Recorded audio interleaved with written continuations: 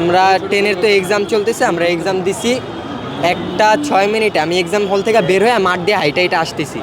এরকম টাইমে একটা ফ্রেন্ড ওদিক থেকে মানে ফাইটার জেট হবে ওদিক থেকে আইসা ক্র্যাশ ল্যান্ড করছে একদম হায়দার আলী ভবন, যে class primary 6-7-8 English version primary ভবনের উপরে ক্র্যাশ করছে। এখন এক সাইড ঠিক আছে, আর এক সাইড তো পুরা আগুনে হয়ে গেছে, কতগুলো স্টুডেন্ট মারা গেছে।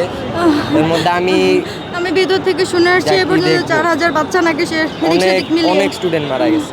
এখন 4000 বাচ্চা পরে এখানে কাজ করতে করে গিয়া প্যারেন্টস জানাইতে পারছি না, আমি জানাইতে পারতাম না, আমার ফোনটা ছিল না।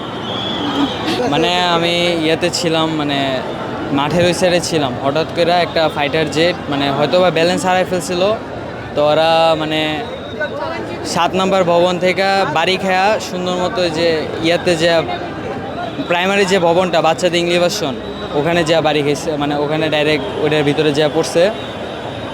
পরে মাঝখান বরাবর গেছে, আমি জানতাম না, পরে অনেকে আসছিল, তো শুনলাম যে 50-60 জনের মতো আনুমানিক মারা গেছে, আর অনেকের বডি মানে অর্ধেক হয়ে গেছিল, আবার একটা বাচ্চার শুনলাম মাথা টাথা নাই।